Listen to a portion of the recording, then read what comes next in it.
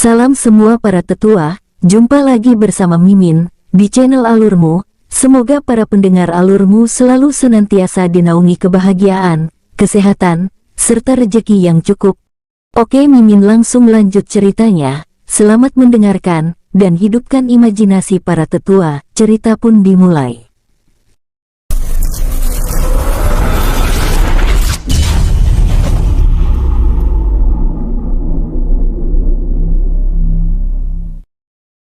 Tidak ada yang keberatan tentang pembagian tugas yang diucapkan oleh Baian. Mereka semua langsung pergi menjalankan tugas mereka masing-masing. Untuk kami, bagaimana Tuan Muda? Hei Long langsung bertanya, berharap mendapatkan tugas yang membuatnya lebih bersemangat. Ya, apa tugas kami? Aner, jangan bilang kami hanya berdiam diri saja di sini, tanya Chen Tian dengan nada cemberut.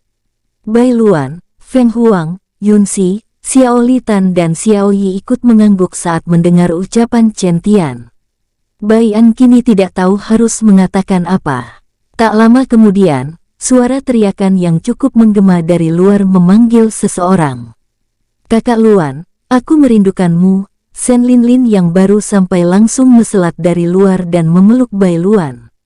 Wajah semua orang yang ada di sana tercengang melihat kejadian tersebut. Sedangkan untuk Bai Luan, kini malu setengah mati karena kelakuan Sen Linlin yang seperti itu. Lang Zai yang menyusul di belakang sambil menggandeng Fang Liu, kini memberi hormat kepada Baian dengan senyum bahagia. Karena tugasnya telah selesai dengan lancar. Guru, kenapa kau lama sekali kembali? Aku juga merindukanmu sama seperti kakak Linlin yang tidak tahu malu itu, ucap Fang Liu dengan suara imutnya. Ia lalu melompat dan memeluk Baian. Sen Linlin yang mendengar itu, kini wajahnya langsung menjadi kesal saat Fang Liu mengejeknya. Kau anak kecil, tahu apa tentang perasaan? Hah, teriak Sen Linlin kesal. Semua orang mendengar perdebatan mereka kini mulai tertawa. Mereka cukup terhibur dengan kelakuan Sen Linlin dan Fang Liu. Tak mereka sangka, akibat kelucuan mereka berdua yang membuat beban mereka terasa sedikit hilang. Baian kini dapat menghela nafas lega, karena pertanyaan Chen Tian tidak perlu ia jawab, akibat kedatangan Sen Linlin dan Fang Liu. Guru, Kak Linlin sangat kejam saat melatihku, dia jahat, tiba-tiba Fang Liu dengan cemberut berkata kepada Baian. Wajah Sen Linlin semakin memerah, ia melepaskan pelukannya dari Bai Luan dan ingin menjitak kepala Fang Liu, walaupun ia masih berada di pelukan Baian. Dengan cepat Fang Liu melompat dari pelukan Baian, dan berlari menghindari tangan Sen Linlin yang ingin menangkapnya.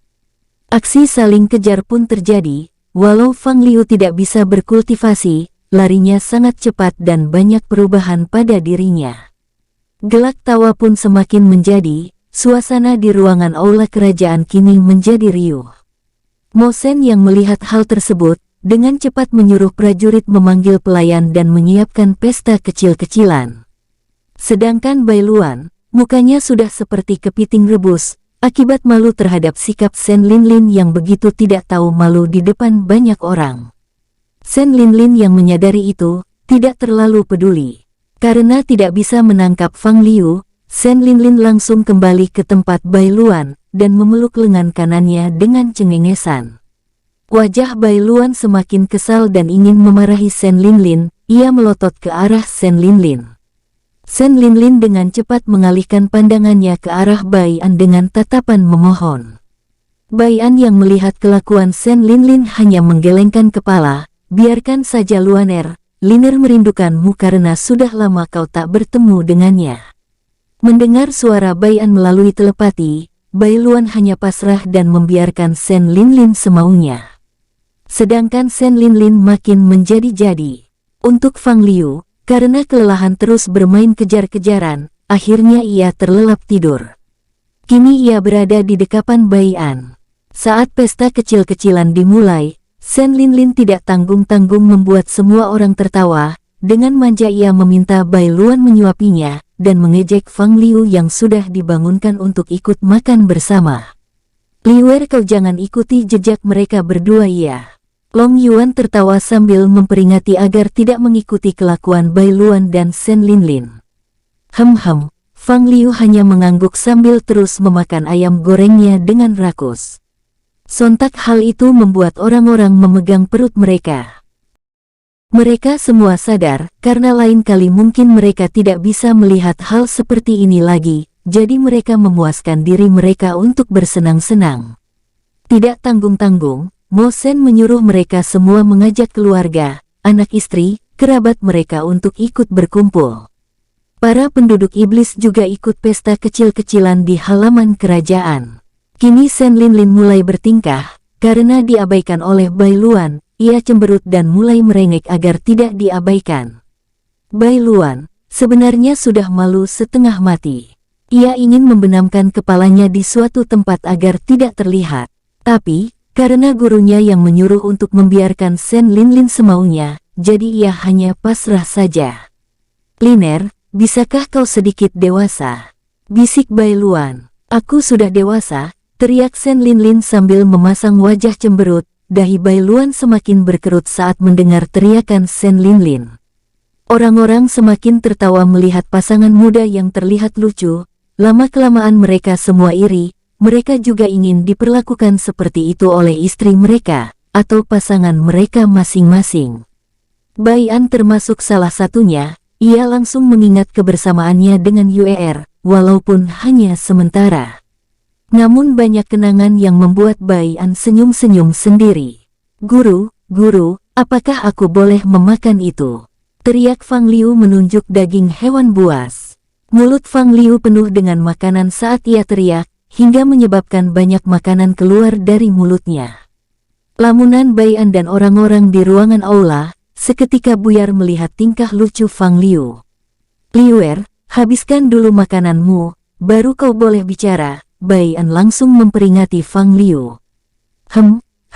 Fang Liu langsung mengangguk-angguk sambil tetap menunjuk daging hewan buas tersebut.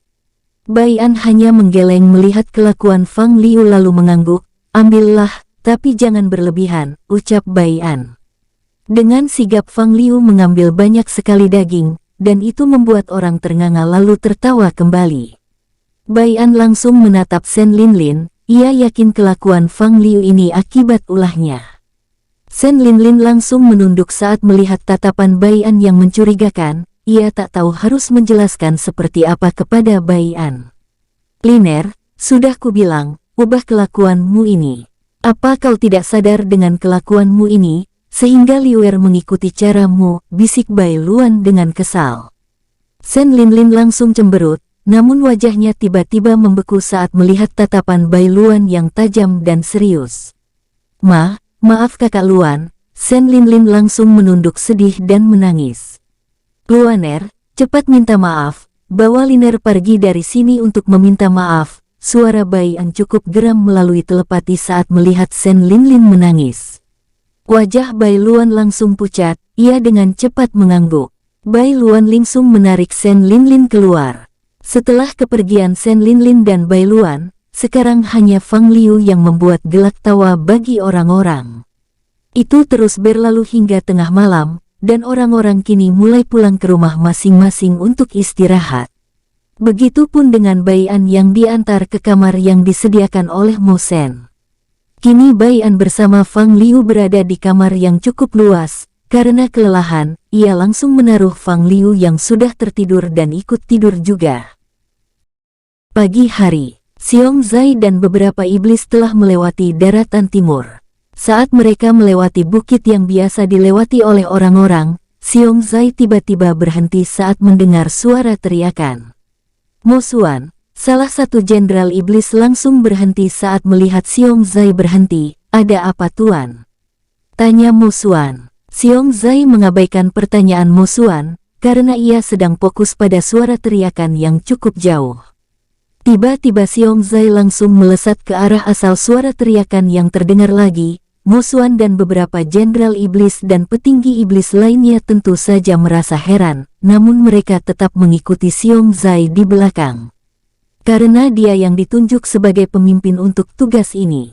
Saat sudah dekat dengan asal suara, Mo Xuan kini dapat dengan jelas mendengar suara orang yang meminta pertolongan. Ia langsung mengerti mengapa Xiong Zai seperti tadi. Xiong Zai yang paling depan langsung berhenti saat melihat sebuah kota kecil yang kini telah hancur, dan ia juga langsung waspada karena instingnya mengatakan ada musuh yang sangat kuat di sana. Musuhan dan lainnya yang baru sampai kini tercengang saat melihat kota kecil yang hampir rata dengan tanah.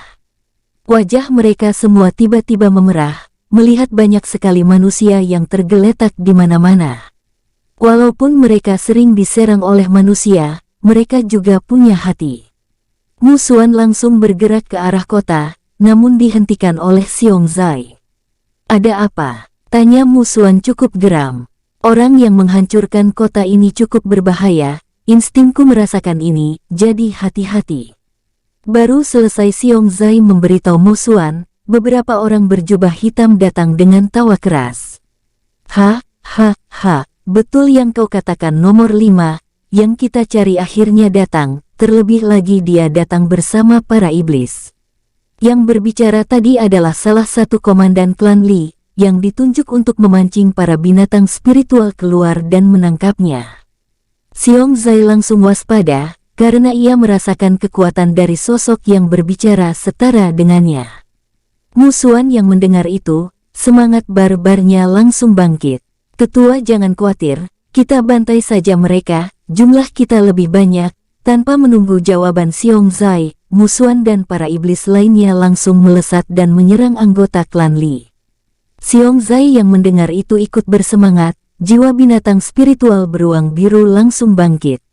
"Oh ngau mek ngok," teriakan Xiong Zai langsung menggema. "Untuk iblis tingkat rendah, bantu para penduduk." Xiong Zai memberi perintah lalu melesat ke arah komandan klan Li yang terlihat tenang. Tak tanggung-tanggung, Xiong Zai menyerangnya dengan kekuatan penuh. Tangan Xiong Zai langsung berubah bentuk menjadi cakar beruang yang cukup besar, dan dialiri seluruh energi Qi-nya. "Ngaum, bek, kugeruk." Tangan Xiong Zai seperti mengenai dinding yang sangat keras, dan saat melihat seseorang yang berada di sebelah komandan tersebut, ia sadar jika orang itu adalah ahli formasi. Xiong Zai juga merasakan kekuatan orang itu lebih tinggi darinya. Setidaknya orang ini setara dengan Lang Zai, yaitu Raja Suci Puncak. Orang tersebut adalah salah satu komandan klan Li, yaitu Ming Sa. "Gawat, ini jebakan," gumam Xiong Zai dalam hati. Ia langsung mundur beberapa langkah dan melihat sekelilingnya. Saat melihat sekelilingnya, Xiong Zai langsung menggeram marah, karena klan Li terus berdatangan dan mengepung Musuhan dan yang lainnya. Musuhan terlihat sudah banyak luka di tubuhnya, namun dia tidak menunjukkan rasa sakitnya. Wajahnya malah tersenyum seperti menikmati rasa sakit saat disayat oleh beberapa senjata yang bersarang di tubuhnya. Begitupun para iblis tingkat tinggi lainnya. "Iha, ceter-ceter cerot," suara senjata beradu kini menggema, beserta suara para iblis yang terlempar oleh pukulan musuh. Xiong Zai sangat sedih melihat hal tersebut. Ia langsung berubah ke wujud aslinya. "Ngaum, awo, bek, kugeruk. Aku akan membunuh kalian semua." Suara Xiong Zai meraung bercampur marah. Xiong Zai menerjang ke arah Min Sa dan komandan yang tadi. Dentang, ceter-ceter. Cakar Xiong Zai mengenai perisai yang cukup kuat, hingga membuat guncangan yang cukup besar. Namun perisai itu tidak bisa bertahan lama dan akhirnya hancur. Min Sa langsung mundur bersama komandan tersebut. Serang bagian kaki dan lehernya, itu adalah kelemahan beruang. Min Sa berseru ke arah komandan tersebut. Komandan itu mengangguk dan melesat ke arah Xiong Zai. Xiong Zai tertawa sinis saat mendengar ucapan Min Sa. Ia langsung mengalirkan seluruh energinya ke cakar kanannya, dan mengayunkan tangan kanannya ke arah komandan tersebut. Dengan cepat komandan itu menghindar ke arah kiri. "Kena kau bangsat," gumam Xiong Zai. Dengan cepat Xiong Zai melompat dan menyerang menggunakan kakinya untuk merobek tubuh komandan tersebut. "Ciat, yiha, ceter-ceter, kugeruk." Komandan yang tidak sempat menghindari serangan kaki Xiong Zai, kini terlempar dan tubuhnya terkena cakaran Xiong Zai. Lengan kanan komandan tersebut hancur. Tubuhnya terluka sangat parah dan tinggal menunggu waktu untuk mati. Baru saja Xiong Zai akan turun tangan, Min Sa langsung menyambut Xiong Zai dengan tebasan yang sangat kuat. Xiong Zai yang melihat itu, menangkis dengan tangan kiri menggunakan cakarnya yang cukup tajam. Iha ceter-ceter, kugeruk, kugeruk. Xiong Zai langsung terlempar cukup jauh, bersamaan dengan tangan kirinya yang terpotong, oleh tebasan yang dialiri oleh energi berwarna hitam tersebut. Uhuk, uhuk, uhuk. Xiong Zai langsung berubah menjadi manusia dan memuntahkan banyak darah. Walaupun tangan kirinya yang terkena serangan, ia juga merasakan tubuhnya juga ikut digerogoti oleh sebuah energi hitam tersebut. Walaupun kondisi Xiong Zai sangat parah, akibat energi hitam yang terus menggerogoti dantiannya, ia tetap berusaha untuk bangkit. Saat sudah berdiri, ia melihat Min Sa kini sudah berdiri di hadapannya, bersama komandan yang tadi ia lumpuhkan. Mata Xiong Zai langsung melotot, saat melihat komandan yang tadi terluka parah, kini baik-baik saja seperti tidak pernah terluka oleh serangannya.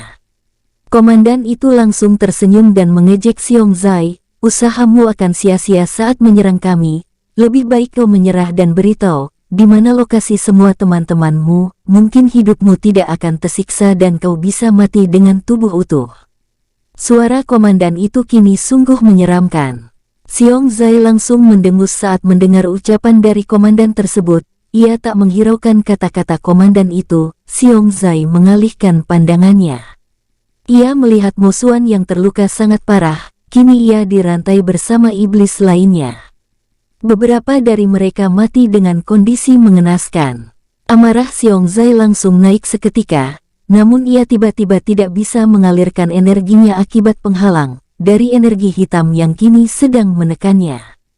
Huk, huk, uhuk. Xiong Zai meringkih dan memuntahkan banyak darah, kini ia terlihat pasrah untuk mati. Tapi sebelum itu, ia berusaha untuk mengirim pesan suara kepada Bai An sebelum ia meninggal. Gedebuk, Xiong Zai akhirnya mati dan terjatuh dengan wajah tersenyum. Setelah melihat Xiong Zai terjatuh dengan sebuah senyum, komandan tersebut melirik Min Sa. Mana energi yang kuberikan tadi kepadamu? Komandan itu langsung menagih energinya. Ini Tuan Lencung. Dengan cepat Min Sa memberikannya kepada Lencung. Min Sa mengeluarkan energi yang seperti mempunyai nyawa. Ia bergerak-gerak ke sana kemari lalu masuk ke tubuh Lencung. Aku yakin binatang spiritual itu tersenyum karena sebelum mati ia mengirim pesan kepada teman atau pemimpinnya. Aku hanyalah sebuah bunshin, kekuatan bunshinku ini tidak seberapa, aku akan menyuruh tubuh asliku datang ke sini bersama dua lainnya, ucap bunshin Lencung sambil tersenyum mengerikan. Min Sa langsung bergidik saat melihat senyum tersebut, tubuhnya merinding luar biasa. Min Sa juga tahu alasan ia diberikan energi hitam tadi, itu karena bunshin Lencung tidak mampu membunuh Xiong Zai atau membuatnya sekarat, tapi bunshin Lencung tidak bisa mati. Walaupun kepalanya terpenggal sekalipun, kecuali jiwanya yang dihancurkan, maka bunshin Lencung akan ikut hancur. Suruh anggotamu membawa para iblis pengkhianat itu, mereka adalah keturunan Mo pengkhianat, jadi siksa mereka, jangan biarkan mati dengan mudah.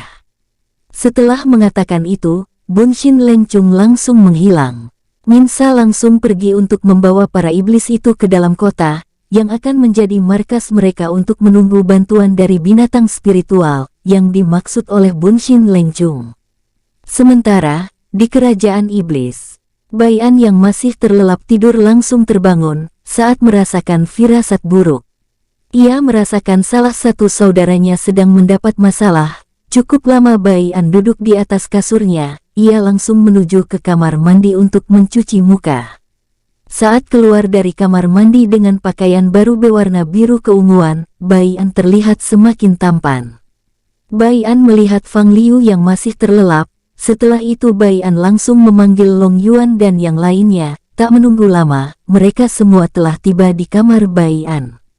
Apa ada informasi dari saudara kalian? Setelah semua berkumpul, Bai An langsung bertanya. Belum Tuan Muda, ini kan baru sehari mereka berangkat, dan juga jika mereka melapor, pasti mereka akan melapor ke Tuan Muda lebih dulu, jawab Long Yuan. Ia cukup heran mengapa Bai An tiba-tiba bertanya seperti ini. Namun tidak ada yang mempertanyakan pertanyaan Bai An. Bai An merenung sesaat, hatinya masih tidak tenang. Ia merasa ada bahaya yang menanti semua saudaranya, semoga mereka semua selamat dan tidak terjadi apa-apa. Gumam Bai An. Long Yuan semakin berkerut saat mendengar Bai An bergumam. Memang apa yang terjadi? Guru, memang apa yang terjadi? Aner, memang apa yang terjadi? Tuan muda. Secara serempak, Bai Luan, Chen Tian, Long Yuan, Hei Long, Feng Huang, Shen Linlin dan Yun Xi bertanya. Bai An ingin menjawab, namun ia langsung diam. Tuan muda, ini mungkin terakhir kita bertemu, setelah pesan suara ini putus. Berarti aku sudah mati, jangan bersedih atau mencari aku untuk membalas dendam. Namun carilah para iblis yang ditahan oleh mereka, aku sempat melihat mereka disiksa sebelum kematianku. Bebaskan mereka semua, salam untuk para saudaraku, aku menyayangi mereka semua seperti kakak dan adik. Satu hal lagi, mereka sangat pintar dalam menjebak seseorang dan ada satu orang yang menurutku harus diwaspadai, ia mempunyai energi yang berwarna hitam. Setelah mendengar pesan suara dari Xiong Zai, wus, wus, kugeruk, kiu kiu kugeruk. Beriringan dengan aura Bai An yang keluar, membuat kamar langsung hancur. Muka Bai An kini merah padam, ia tidak pernah semarah ini. Semua orang yang berada di dekat Bai An langsung terlempar cukup jauh, untung saat mereka terlempar, tekanan yang mereka rasakan berkurang sedikit, sehingga Long Yuan mampu melawan tekanan itu untuk melindungi semua orang. Long Yuan yang kini melihat Bai An semarah ini, berusaha melawan tekanan dari Bai An dan melindungi yang lainnya. Hei Long, Feng Huang, bawa pergi yang lainnya ke benua menengah tempat klan Bai berada, cari Tuan Bai Chen, ia menjadi leluhur di sana, jika mereka menolak, buat mereka pingsan semua lalu bawa mereka, ini adalah perintah Tuan Muda, jangan kecewakan Tuan Muda. Long Yuan yang mengetahui situasi kurang baik, ia langsung bergerak menyuruh Hei Long dan Feng Huang melalui telepati, agar tidak didengar oleh Bai Luan dan Chen Tian, yang pasti akan menolak keras jika dibawa pergi. Awalnya Hei Long ingin menolak, namun saat mendengar tugas itu dari Bai An, ia langsung mengangguk. Ayo pergi. Hei Long menarik Bai Laun, Chen Tian, Shen Linlun, Yun Xi, Xiao Litan, Xiao Yi. Long Yuan langsung membawa Fang Liu yang seperti tidak terjadi apa-apa oleh tekanan aura dari Bai An. Awalnya Long Yuan heran, namun situasi saat ini sangat tidak baik, jadi dengan cepat ia memberikan Fang Liu kepada Feng Huang. Aku tidak mau pergi, teriak Chen Tian dan Bai Luan bersamaan dengan marah saat dibawa paksa pergi. Shen Linlin ingin mengamuk juga, saat ia melihat Bai Luan dibuat pingsan. Namun Feng Huang langsung menepuk leher Shen Linlin hingga pingsan juga. Ayo pergi, jika kalian melawan juga, maka kami tidak akan segan melumpuhkan kalian, ancam Hei Long kepada Xiao Litan, Xiao Yi dan Yun Xi yang terlihat ingin memberontak. Mereka bertiga langsung diam saat mendengar ancaman Hei Long. Feng Huang bergerak lebih dulu sambil membawa Fang Liu yang berada di pundaknya. Lalu diikuti Hei Long membawa semua orang melesat pergi. Setelah kepergian mereka, hanya Long Yuan dan Bai An yang kini berada di tempat yang sudah rata dengan tanah tersebut. Long Yuan berusaha melawan tekanan dari Bai An, dan mencoba mendekatinya yang meraung marah sambil mengeluarkan air mata. Tak lama Mo Shen datang.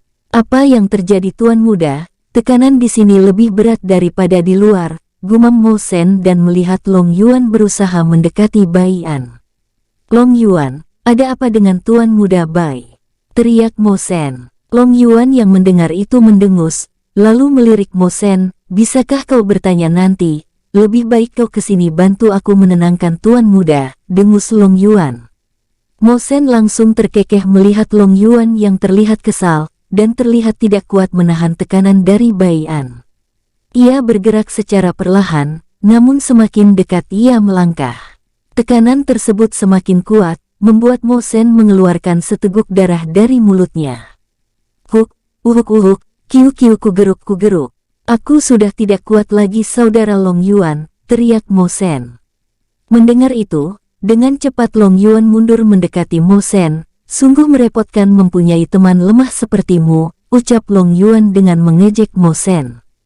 Mo Sen langsung mendengus dingin. Pikirkan saja bagaimana cara kita menenangkan tuan muda, ucap Mo Sen. Long Yuan membenarkan perkataan Mo Sen, menenangkan Bai An lebih penting kali ini, karena ia melihat sekelilingnya kini secara perlahan mulai hancur. Sementara, Bai An yang mengamuk kini kesadarannya tidak berada di tempatnya, melainkan masuk ke suatu tempat yang disebut dunia jiwa. Di dalam dunia jiwa, kini Bai An sedang bingung. Tempat apa ini? Gumam Bai An melihat sekeliling, semuanya terlihat kosong namun cukup luas. Energi di sini cukup padat, apa aku sudah mati? Ucap Bai An seperti orang bodoh. Hei, apa ada orang di sini? Jika ada, keluarlah. Tidak ada tanggapan apapun, Bai An merenung sesaat, ia ingat dirinya terbawa emosi hingga tidak sadar, tiba-tiba ia bangun dan sudah berada di sini. Setelah menunggu cukup lama, Bai An mencoba mencari jalan keluar atau apakah ada sesuatu di sini. Namun, baru saja Bai An ingin melangkah, api emas tiba-tiba muncul di depan matanya. Apa ini? Bai An bingung melihat api emas tiba-tiba muncul, banyak sekali yang ingin Bai An pertanyakan. Tapi api emas tiba-tiba bicara terlebih dahulu. Aku yakin kau pasti bertanya mengapa kau tiba-tiba berada di sini. Suara api emas terdengar lembut seperti suara seorang wanita. Bai An cukup terkejut mendengar suara api emas, namun ia mengesampingkan itu, lalu Bai An langsung mengangguk. Tepuk tanganlah 2 kali dan bayangkan kamu ingin ke suatu tempat yang indah, tapi dengan mata terpejam. Tanpa bertanya, Bai An mengikuti instruksi api emas yang mengerjainya dan menyuruh bertepuk tangan. Simsalabim, prok, prok prok prok, jadi apa? Lalu Bai An membayangkan tempat yang pernah ia kunjungi saat ia bersama Mo Sen. Bukalah matamu sekarang, perintah api emas. Bai An membuka matanya secara perlahan, dan betapa terkejutnya Bai An saat melihat tempat yang pernah ia kunjungi. Tapi Bai An lebih terkejut lagi saat melihat Loli di depan matanya. Seorang gadis kecil seperti seumuran Fang Liu, ia terlihat seperti berusia 13 tahunan. Tapi umur asli api emas sangatlah tua, mungkin lebih tua dari dunia tempat Bai An tinggal. Siapa kau gadis kecil? Tanya Bai An agak gugup, karena kecantikan api emas cukup jauh berbeda dari Yuer. Hal itu membuat jantung Bai An berdegup kencang. Gadis kecil itu mengerut saat dipanggil gadis kecil, ia melihat dirinya, kemudian kembali melihat Bai An. Kau bilang aku gadis kecil, coba kau ngaca lebih dulu anak ingusan. Umurku jutaan kali lebih tua darimu. Teriakan gadis kecil itu cukup melengking dan membuat sakit telinga Bai An, namun bukannya terlihat kesakitan atau risih oleh teriakan tersebut, Bai An justru tertawa. Berarti kau Loli tua dong. Bai An yang tidak tahan akhirnya tertawa lepas, dan menyebut api emas Loli tua. Muka gadis tersebut langsung memerah. Aura ganas keluar dari tubuh gadis kecil itu, bercampur api emas langsung menyelimuti tubuhnya. Bai An langsung berlutut, saat merasakan aura yang sangat menindas dirinya. Ini jauh lebih kuat dari ayah dan paman Sen Bai, seru Bai An kaget. Kiu, kugeruk. Hentikan, aku bisa mati nona cantik. Bai An tidak dapat menahan tekanan dari api emas dan hampir pingsan. Namun, aura energi berwarna biru tiba-tiba membuat hangat Bai An, dan tidak merasakan tekanan apapun. Jangan ikut campur. Suara api emas terdengar dingin. Energi berwarna biru tersebut langsung menghilang seperti ditelan oleh sesuatu. Bai An yang kembali merasakan tekanan berat, ia kembali terluka lagi. Kiu, kugeruk. Panas, teriak Bai An. Darah terus keluar dari mulut Bai An, wajahnya terlihat sangat jelek, saat terus-menerus memohon kepada api emas. Api emas yang merasa sudah puas memberikan pelajaran, langsung menarik auranya beserta api emas. Kini kondisi Bai-an sangatlah menyedihkan, ia terluka sangat parah. Namun tidak terlihat penyesalan di wajah api emas. Sembuhkan dia. Setelah api emas mengatakan itu, energi biru tiba-tiba muncul dan menyembuhkan Bai-an hingga pulih seperti sedia kala. Tak menunggu lama, Bai-an perlahan membuka matanya. Setelah membuka matanya, Bai-an kemudian melihat sekelilingnya. Dan ia tak menemukan siapa-siapa. Bai-an kemudian melihat dirinya. Aku sudah sembuh, ujar Bai-an. Tentu saja kau sudah sembuh anak ingusan. Api emas muncul secara tiba-tiba dan membalas ucapan Bai-an. Tubuh Bai-an tiba-tiba bergidik nyeri saat mendengar suara yang tidak ingin ia dengar. Kini ia telah kapok memprovokasi api emas seperti tadi. Siapa kau sebenarnya? Tanya Bai-an memberanikan dirinya bertanya. Ia tidak merasa keberatan saat dipanggil anak ingusan. Tiba-tiba saja api emas berubah menjadi api emas. Hal itu membuat Bai-an terkejut. Ia membuka mulutnya seperti orang idiot. Api emas terkekeh melihat respon Bai-an, namun wajahnya tiba-tiba menjadi serius kembali. Bai-an yang kaget dan melihat api emas berubah menjadi gadis kecil, dan terkekeh saat melihat dirinya yang terkejut tidak merasa keberatan, tapi ia melihat wajah gadis kecil tersebut tiba-tiba berubah serius, ia juga mengubah wajahnya ikut serius. Api emas tertawa karena merasa berhasil mengerjai Bai-an. Bai-an kini mulai kesal melihat tingkah gadis kecil ini. Hei, bisakah kau lebih serius nona cantik, ujar Bai-an menekan kata nona cantik. Api emas bertepuk tangan, dan tempat mereka berdiri langsung berubah menjadi lebih indah seperti taman surga. Bai-an langsung terpana saat melihat pemandangan di sekelilingnya. Cukup, nanti saja terpananya, kau tahu aku sekarang siapa bukan? Bai-an langsung mengalihkan pandangan ke arah api emas dan mengangguk. Kau adalah api emas, jawab Bai-an. Api emas mengangguk, mulai sekarang kau panggil aku Musiaer. Bai-an mengangguk dan bertanya, tempat apa ini? Kenapa aku bisa berada di sini? Tanpa menjawab pertanyaan Bai-an, Musiaer yang terhubung dengan Bai-an langsung memberikan pengetahuan sekitar 15% yang pernah ia janjikan pada dirinya sendiri saat Bai-an mencapai tahap ini. Bai-an yang tiba-tiba mendapat banyak sekali pengetahuan langsung duduk untuk menyerap dan mencerna semua pengetahuan yang masuk ke dalam pikirannya.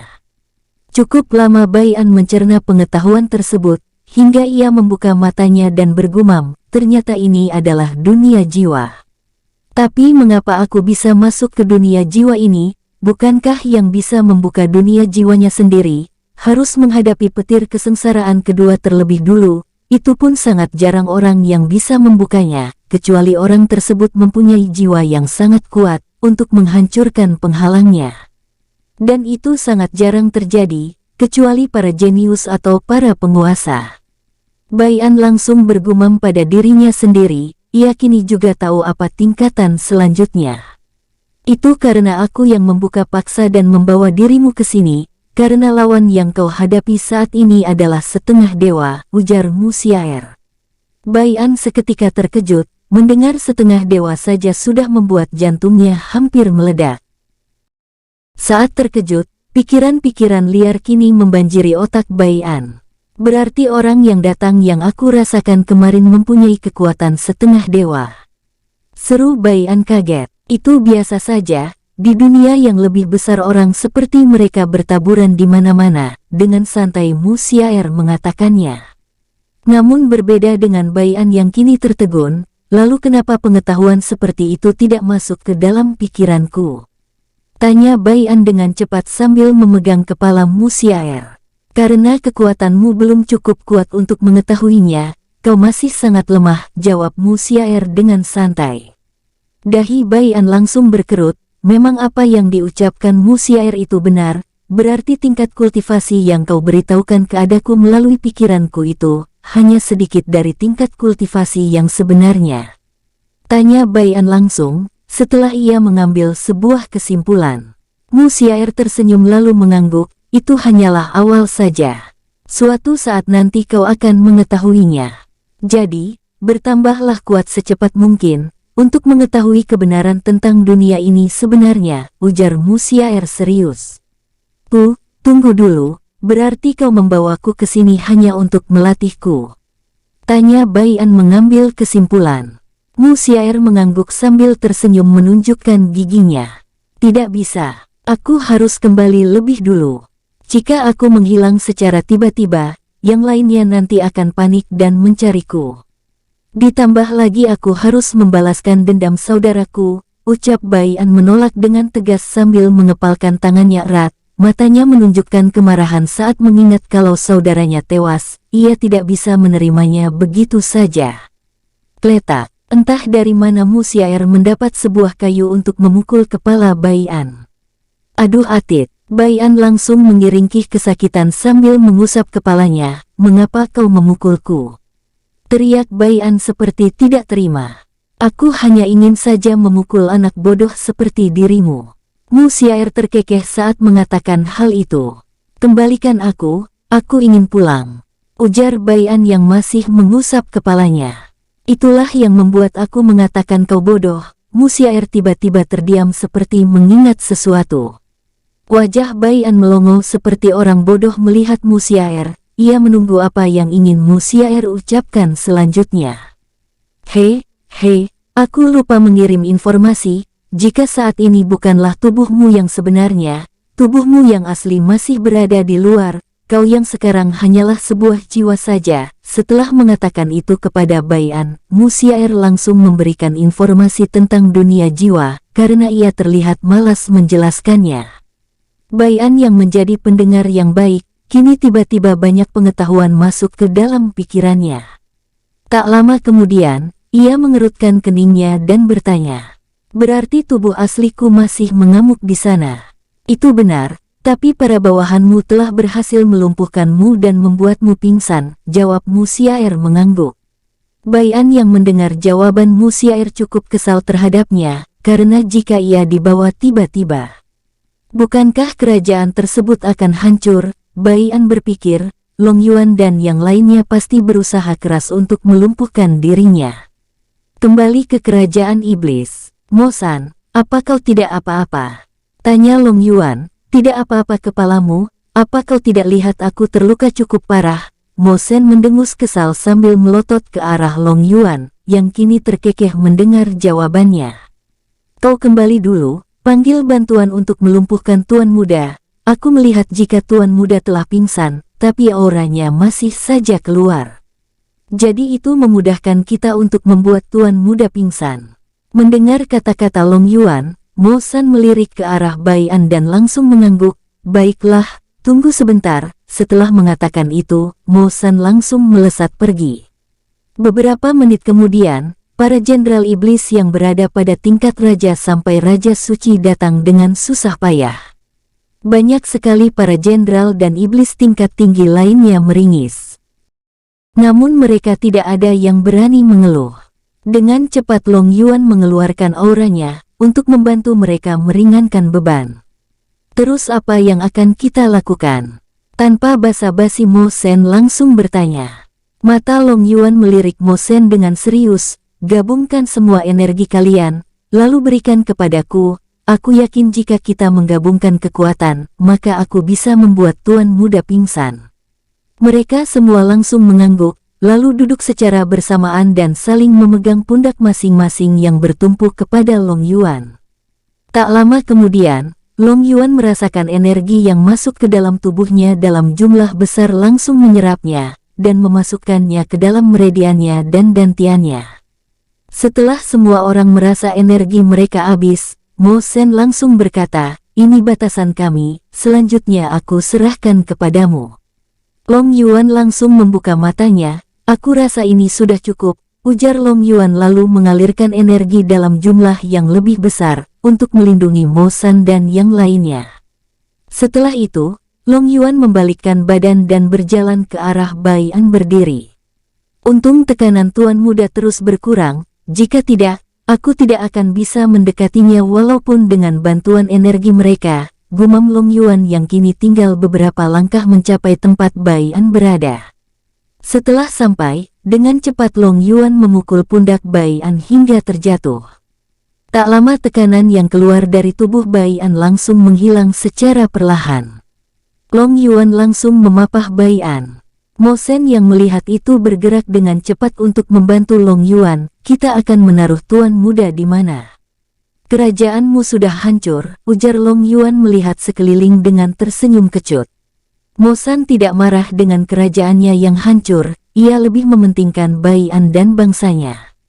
Kita akan pergi ke kediaman Jenderal Liang, ia hanya tinggal sendiri dan ia juga sekarang tidak berada di sana karena menjalankan tugas dari Bai An. Long Yuan langsung mengangguk, ayo tunjukkan tempatnya. Tanpa menunggu lama, Mo Shen langsung melesat bersama para iblis yang mengikuti dari belakang. Kita kembali lagi ke Bai An. Lebih baik kau jangan terlalu banyak pikiran, kau akan menjadi orang yang naif jika kau berpikir ini itu. Bai An langsung tersadar saat mendengar suara Mu Xiaer. Kau benar, aku terlalu naif, tapi jika aku berlatih, aku takut para saudaraku yang berada di luar akan mendapatkan masalah. Kau tahu musuh yang kami hadapi itu sangat kuat, ucap Bai An berkata dengan nada yang pahit. Apa kau lupa, jika waktu di sini bisa kau ubah semaumu? Mu Xiaer terlihat kesal melihat kebodohan Bai An. Dengan wajah cemberut Bai An berkata, apakah tidak bisa kau tidak memukul kepalaku? Letak, itu tidak bisa, karena mulai saat ini aku yang akan melatihmu, ucap Mu Xiaer tersenyum cerah. Namun Bai An yang melihat senyum itu tiba-tiba merasa tidak enak. Sudah jangan banyak tingkah, lebih baik ikuti aku, Mu Xiaer langsung melayang dan terbang ke arah tertentu. Bai An langsung terbang mengikutinya di belakang. Saat ini Bai An sedang tertegun melihat lautan lahar panas di depan matanya. Apakah ini serius? Aku harus berendam di sini. Seru Bai An merinding saat membayangkan dirinya akan hangus menjadi abu. Saat di perjalanan menuju ke sini, Bai An mengetahui banyak sekali informasi dari Mu Xiaer. Tempat indah yang ia bayangkan tadi itu hanya sebuah ilusi. Ia juga baru tahu, jika lautan lahar di depannya ini Mu Xiaer ambil di suatu tempat, dan dipindahkan ke dunia jiwanya tanpa sepengetahuan Bai An. Jangan banyak mengeluh, tapi sebelum berlatih, aku akan memindahkan tubuh aslimu dulu ke sini, dan membuat tubuh boneka di luar sana, agar bawahanmu tidak curiga. Mu Xiaer bergaya dengan tangan di pinggang saat ia mengatakan hal itu, senyum terukir di bibirnya. Mu Xiaer langsung menghilang bersama Bai An, tak lama kemudian Mu Xiaer kembali bersama Bai An yang kini mengeluh. Kenapa tekanan di sini jauh lebih berat daripada sebelumnya? Itu karena yang tadi hanya jiwamu saja, jiwamu tidak dapat merasakan tekanan apapun, dan sekarang tubuh aslimu yang berada di sini, yang dapat merasakan energi di sini lebih padat sehingga kau dapat merasakan tekanan tersebut. Bai An langsung mengangguk mendengar penjelasan dari Mu Xiaer. Ia juga agak bingung, mengapa informasi seperti ini tidak diberikan kepadanya. Namun Bai An tidak bertanya lebih lanjut. Apakah aku bisa mengubah waktu sesukaku? Bai An langsung bertanya, karena ia tidak ingin berlama-lama di tempat ini. Mu Xiaer langsung mengangguk, lebih baik kau ubah waktu di sini 1000 tahun dan di dunia nyata 1 hari, itu memudahkanmu juga. Baiklah, ucap Bai An langsung mengubah aturan waktu 1000 tahun di dunia jiwanya. Karena ia sadar bakalan disiksa oleh Mu Xiaer, walaupun Bai An telah bertekad dan merasa siap, tapi saat ia melihat senyum Mu Xiaer, tubuhnya selalu merinding. Mu Xiaer duduk santai dan melihat Bai An perlahan membuka bajunya, dan berjalan dengan kaki bergetar ke arah lautan lahar tersebut. Dengan jahil Mu Xiaer melambaikan tangannya, dan muncul sebuah energi yang sangat tipis berhembus ke arah Bai An. Bai An yang tidak mengetahui apa-apa, secara tiba-tiba ada sebuah angin yang mendorongnya hingga terpental ke arah lautan lahar tersebut. Tapi, apa yang ia rasakan tidak seperti yang ia bayangkan. Lautan lahar tersebut tidak terasa panas, melainkan membuatnya terasa nyaman seperti mandi di air hangat. Terus jalan ke tengah, jangan melamun terus, Mu Xiaer berdecak kesal sambil tangannya memegang pinggangnya. Bai An hanya cengengesan, lalu berjalan perlahan menuju tengah-tengah, perlahan tapi pasti. Bai An merasakan panas yang membakar tubuhnya. Saat ia mencoba untuk kembali, sebuah energi tak kasat mata menghalanginya. Bai An tahu ini pasti ulah Mu Xiaer, jadi ia kini sangat kesal kepada Mu Xiaer, yang selalu tertawa bahagia melihat ia menderita. Cepat jalan, jangan banyak mengeluh. Aku sungguh menyesal memilihmu sebagai tuan, jika hanya lahar panas ini saja sudah membuatmu banyak mengeluh. Apalagi jika metode pelatihan yang sesungguhnya yang akan kau jalani. Mu Xiaer berkata dengan nada serius sambil melayang di atas kepala Bai An.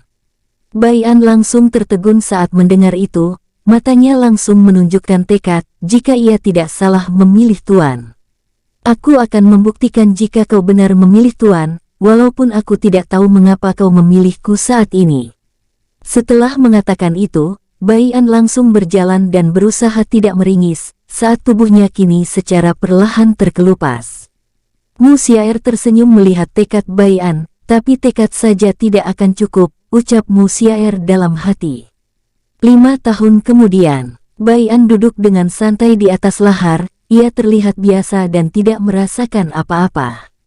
Kulitnya kini putih bersih dan mulus seperti sebuah giok. Aura yang terpancar di tubuh Bai An terlihat seperti seorang raja. Kekuatan Bai An telah meningkat pesat, ia telah berada di tingkat setengah dewa awal. Bai An langsung membuka matanya saat melihat sebuah petir kesengsaraan di atasnya, yang siap menyambarnya. Apakah tidak apa-apa menjalankan petir kesengsaraan di dunia jiwa? Tanya Bai An sambil melirik Mu Xiaer yang kini terlihat jauh lebih dewasa, ia terlihat seumuran dengan Bai An. Saat melihat Mu Xiaer, Bai An langsung tertegun dan darah langsung keluar dari hidungnya. Wajah Bai An langsung merah padam, saat melihat kecantikan Mu Xiaer. Letak, jangan berpikir mesum bocah nakal. Muka Mu Xiaer langsung memerah saat memukul kepala Bai An. Ia dapat mendengar pikiran mesum Bai An di pikirannya karena mereka terhubung. Wajah Bai An semakin memerah saat ia sadar jika pikirannya terhubung. Bai An memikirkan, seandainya ia menjadi milikku seutuhnya, dan melihatnya telanjang bulat, di sanalah muka Bai An langsung memerah dan langsung dipukul Mu Xiaer. Aku akan membawamu ke suatu tempat untuk menjalani petir kesengsaraanmu. Ayo bangun, ucap Mu Xiaer karena tidak akan lama bagi Bai An untuk menjalani petir kesengsaraannya. Bai An langsung bangun, namun, letak, pakai pakaianmu bocah mesum. Mu Xiaer tidak sengaja melihat Bai An masih telanjang bulat dan melihat Joninya berdiri. Muka Mu Xiaer kini semerah tomat, asap langsung mengembul keluar dari kepala Mu Xiaer saat ia mengingat hal tersebut.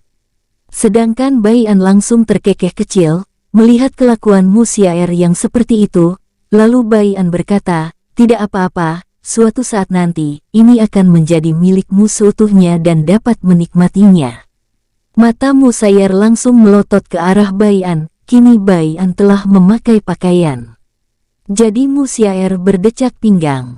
Dasar kau bocah mesum. Mu Xiaer menunjuk-nunjuk Bai An dengan tangan kanan, dan tangan kiri masih dipinggang dengan asap terus keluar dari kepala Mu Xiaer. Mu Xiaer ingin menghajar Bai An, namun ia sudah terlanjur malu karena tertangkap basah melihat Joninya Bai An. Hehehe, nanti saja marahnya nona cantik, lebih baik bawa aku ke tempat yang kau maksud, ucap Bai An mengedipkan sebelah matanya kepada Mu Xiaer.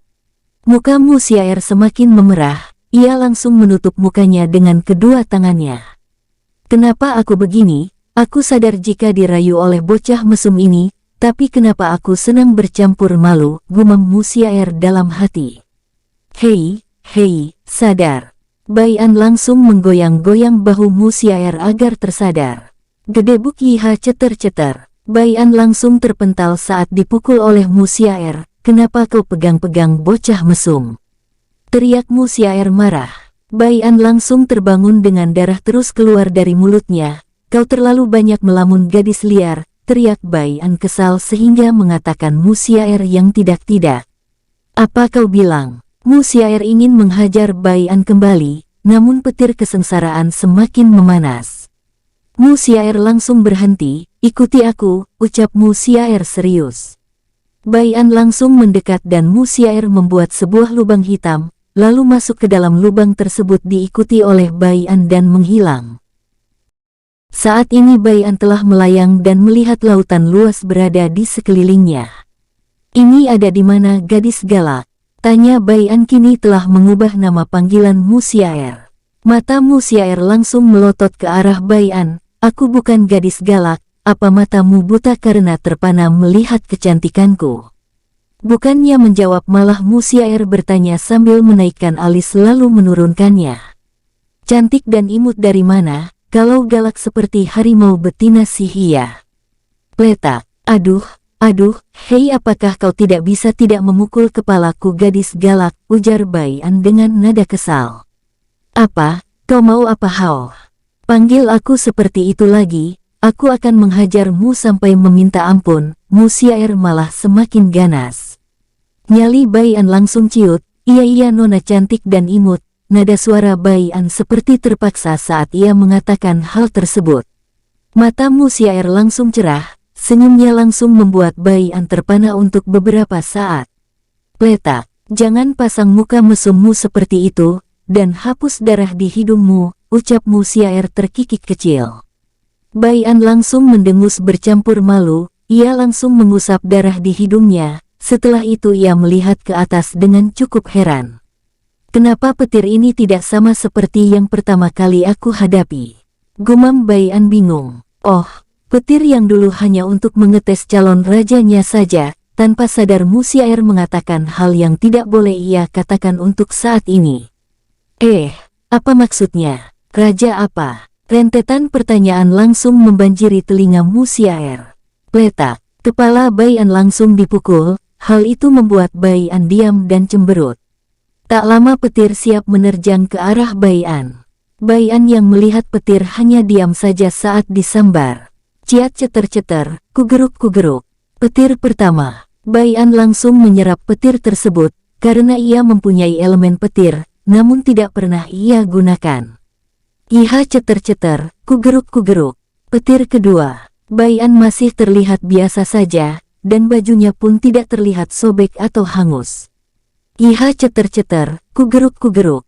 Petir ketiga, ini baru ada rasa seperti digigit nyamuk, gumam Bai An. Mu Xiaer tersenyum misterius saat mendengar Bai An bergumam. Lalu Mu Xiaer melihat ke arah petir kesengsaraan tersebut, seperti paham maksudnya, tiba-tiba petir tersebut berubah menjadi keemasan. Bai An yang mendongak ke atas tiba-tiba tubuhnya bergidik. Ini petir terkuat setelah petir Ashura, seru Bai An terkejut luar biasa. Bai An merasa ada yang tidak beres, mengapa petir kesengsaraan tersebut tiba-tiba berubah? Ia lalu melirik Mu Xiaer yang kini menutup mulutnya menahan tawa. Hei kenapa kau tertawa? Ini pasti ulahmu. Geram Bai An langsung menuduh Mu Xiaer. Apa maksudmu? Aku tidak mengerti. Jawab Mu Xiaer polos. Saat Bai An ingin membalas, tiba-tiba petir tersebut membuat sebuah pedang, dan langsung menerjang ke arah Bai An. Kurang ajar, benteng surgawi, teriak Bai An langsung bertahan dan memunculkan sebuah perisai berbentuk benteng. Duar-duar, gedebuk, cerot, kiu-kiu, kugeruk-kugeruk. Bai An langsung terjatuh ke lautan yang berada di bawahnya. Mu Xiaer yang melihat Bai An terjatuh langsung menatap tajam ke arah petir tersebut. Petir tersebut langsung melemah, ia seakan sadar tatapan tajam Mu Xiaer. Bai An langsung muncul di permukaan dan mengambil nafas, setelah itu ia perlahan melayang dengan pakaian yang hangus. Bai An sempat melirik Mu Xiaer sambil mendengus, ia yakin ini ada kaitannya dengan Mu Xiaer. Mu Xiaer langsung cemberut saat ditatap seperti itu, awalnya ia ingin bercanda. Tapi ia tidak tahu kejadiannya akan begini. Setelah petir keempat yaitu petir emas, kini petir tersebut berganti menjadi petir putih kembali. Iha ceter-ceter, kiu-kiu, kugeruk-kugeruk. Petir kelima, kini Bai An merasakan seperti digigit nyamuk. Iha ceter-ceter, kiu-kiu, kugeruk-kugeruk. Petir keenam. Ini berkali-kali lebih kuat dari yang sebelumnya, aku tidak boleh meremehkannya lagi. Gumam Baian yang meringis kesakitan, karena ia tidak siap dan ia mengira petir keenam seperti sambaran sebelumnya. Iha ceter-ceter, kiu-kiu, kugeruk-kugeruk. Pukulan api surgawi, teriak Baian kini melawan petir ketujuh. Duar, petir tersebut langsung menyebar ke segala arah. Petir ke-8 kini belum muncul, hal itu membuat Baian mengerutkan keningnya, ia kemudian melirik ke arah Musiaer. Namun yang dilirik sudah tidak berada di sana. Di mana gadis galak itu? Ucap Baian sambil mencari ke segala arah, apa gara-gara aku menuduhnya iya? Gumam Baian lagi. Baian kini terbang ke sana kemari, namun tidak menemukan Musiaer kini berada di mana. Baian juga mencoba mencari sebuah pulau atau benua, namun ia terbang beberapa puluh menit pun ia hanya melihat lautan luas saja. Kini Baian pasrah dan merasa menyesal, karena sempat menuduh Musiaer dan sempat marah kepadanya. Gadis cantik, gadis imut, di mana kamu? Aku minta maaf telah menuduhmu dan sempat marah, ucap Baian. Namun tidak ada respon sedikit pun, Baian juga mencoba mencari di dunia jiwanya. Namun ia tidak bisa masuk ke dalam dunia jiwanya. Karena ia harus mencapai ke tingkat dewa untuk bisa masuk ke dalam dunia jiwanya. Jika ia ingin masuk, ia harus dibantu oleh Musiaer terlebih dulu. Baian juga mencari di dalam kesadaran spiritualnya, dan hanya energi berwarna biru saja yang berada di sana. Hal itu membuat Baian lemas, ia merasa frustasi, ia akui, tanpa saudara dan teman-temannya, Baian tidak akan menjadi siapa-siapa.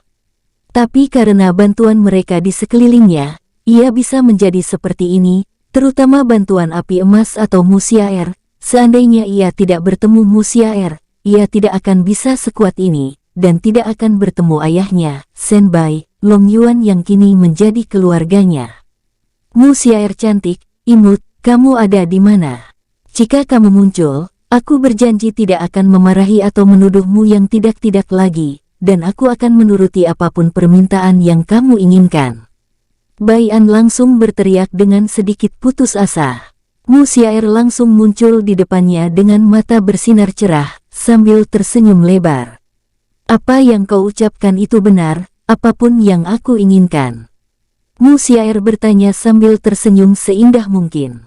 Baian yang melihat Musiaer yang tiba-tiba muncul entah dari mana, dan langsung bertanya tentang apa yang ia janjikan itu, kini Baian merasa ada yang tidak beres, hatinya tiba-tiba berdegup kencang. Namun karena ia merasa sudah berjanji, Baian langsung mengangguk, tangan Baian menunjuk dua jari, dua permintaan saja. Musiaer langsung cemberut, aku pergi dulu, tanpa menunggu balasan Baian, Musiaer langsung menghilang. Wajah Baian sangat jelek saat melihat Musiaer kembali menghilang. Sedangkan Musiaer kini terus-menerus cekikikan melihat wajah Baian, ia sebenarnya masih berada di tempatnya, cuman Baian kini tidak bisa melihatnya. Entah apa yang terjadi hingga Baian tidak dapat merasakan atau melihat Musiaer, hanya Pak Ndul yang tahu. Musiaer kini merasa puas mengerjai Baian, ia selalu cekikikan saat melihat ekspresi Baian yang terlihat seperti pemuda bodoh. Baian yang kini memasang wajah jelek, dan tidak tahu harus memikirkan apa lagi, diberi dua permintaan pun tidak mau dan Musiaer masih tetap menghilang. Sampai Baian merasa ada yang tidak beres, jika aku memberikan dua permintaan ia tidak mau, berarti ada sesuatu yang ia inginkan lebih dari dua, tapi apa ia? Gumam Baian kini berpikir keras. Musiaer yang mendengarnya kini sudah tertawa terbahak-bahak, sambil memegang perutnya dan berguling-guling di udara, semua gaya Musiaer lakukan. 3 permintaan, tapi aku punya satu syarat, teriak Baian setelah ia berpikir ulang. Musiaer langsung menjadi serius saat mendengar kata syarat dari Baian, ia ingin keluar, namun masih tetap diam dan melihat reaksi dari Baian. Baian yang kini sedang menunggu Musiaer datang, namun ia tidak datang-datang menghela nafas panjang. Baian kemudian mendongak ke atas, ia melihat petir kesengsaraan kini berbentuk prajurit surgawi dan sedang santai duduk, hal itu membuat Baian langsung membuka tutup mulutnya. Ini baru pertama kali ia melihat sebuah petir berwujud prajurit, dan sedang duduk santai sambil ngopi dan ngerokok Surya 16, seperti sedang menunggu sesuatu. Bai An kemudian mengusap matanya beberapa kali, namun yang ia lihat tidak berubah. Mu Xiaer yang melihat itu memegang perutnya kembali, tertawa terbahak-bahak hingga ia merasa perutnya kini dikocok-kocok. Kenapa calon penerus Raja para Dewa begitu bodoh, gumam Mu Xiaer. Hanya Mu Xiaer dan energi biru yang mengetahui kebenaran siapa Bai An sebenarnya. Bai An adalah calon penerus Raja para Dewa, ia bukan seorang reinkarnasi atau keturunan Raja para Dewa, melainkan seorang yang terpilih oleh Mu Xiaer. Mu Xiaer sebenarnya adalah seorang yang sangat nakal, dan suka berbuat seenaknya hingga dihukum oleh semesta, untuk menjadi inti dunia di salah satu dunia. Namun Mu Xiaer berhasil lepas dan membuat kekacauan, sehingga ia dicari-cari oleh banyak penguasa dan termasuk para dewa yang sebenarnya. Mu Xiaer dicari bukan untuk dibunuh, melainkan dibuat menjadi kekuatan mereka sendiri agar semakin berkuasa, karena mereka tidak mengetahui Mu Xiaer yang sebenarnya. Dia adalah salah satu dewi yang sangat kuat, yang mereka ketahui hanyalah Mu Xiaer adalah api emas yang dalam legenda kuno. Setelah Mu Xiaer membuat kekacauan, ia ditangkap kembali dan disegel untuk mencari seorang penerus Raja para Dewa, di sebuah jurang dan di bawahnya ada danau, di dalam danau ada sebuah gua tempat Bai An pertama kali bertemu.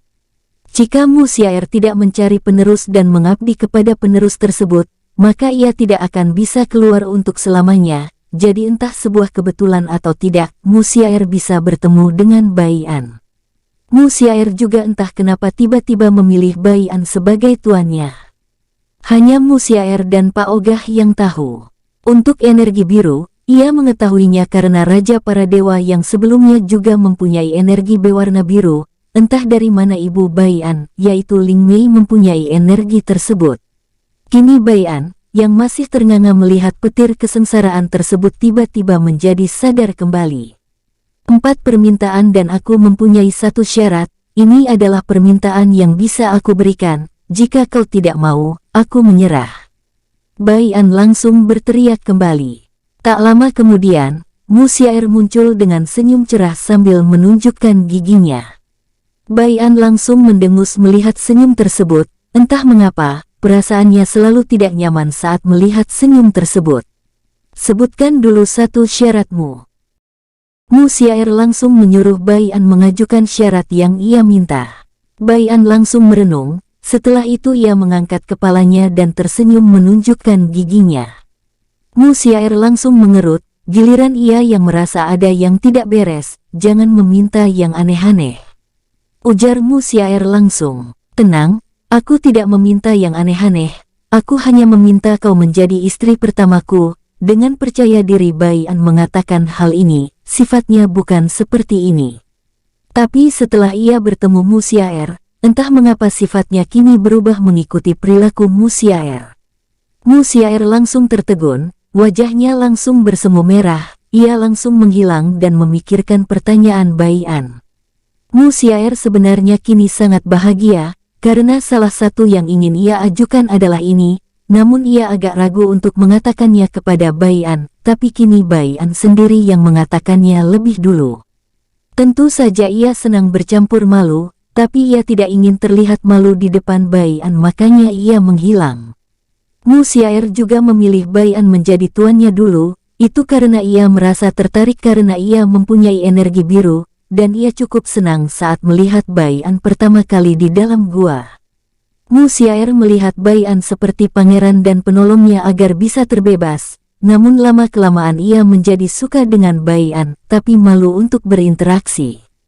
Setelah berusaha untuk tenang, Mu Xiaer langsung kembali, dan melihat Bai An kini dengan percaya diri menunggunya. Bai An langsung tersenyum melihat Mu Xia.er, bagaimana ladies? Pletak, jangan terlalu percaya diri. Ucap Mu Xiaer cukup kesal melihat wajah Bai An yang terlihat begitu. Bisakah kau tidak memukul kepalaku Xiaerku yang cantik? Tanpa sungkan Bai An merayu Mu Xiaer. Wajah Mu Xiaer langsung memerah kembali, jangan merayuku, itu tidak mempan bocah mesum, ucap Musyair berusaha bertahan, agar wajahnya tidak merah merona karena malu. Ya, sekarang jawab dulu, ujar Baian seperti tidak sabar menunggu jawaban Musyair. Wajah Musyair kembali merah merona, ia mengangguk tanda setuju. Baian yang melihat itu langsung melesat ke arah Musyair dan ingin memeluknya, namun... "Letak, jangan macam-macam denganku bocah mesum," ucap Musyair. Musyair langsung menyilangkan tangannya ke arah dadanya setelah memukul Baian. Baian langsung tersenyum masam, "Baik-baik, sekarang apa permintaan Musyairku yang cantik?" tanya Baian menekan kata-katanya. Bersambung, sampai ketemu di episode selanjutnya. Semoga kalian semua selalu terhibur, dan terima kasih.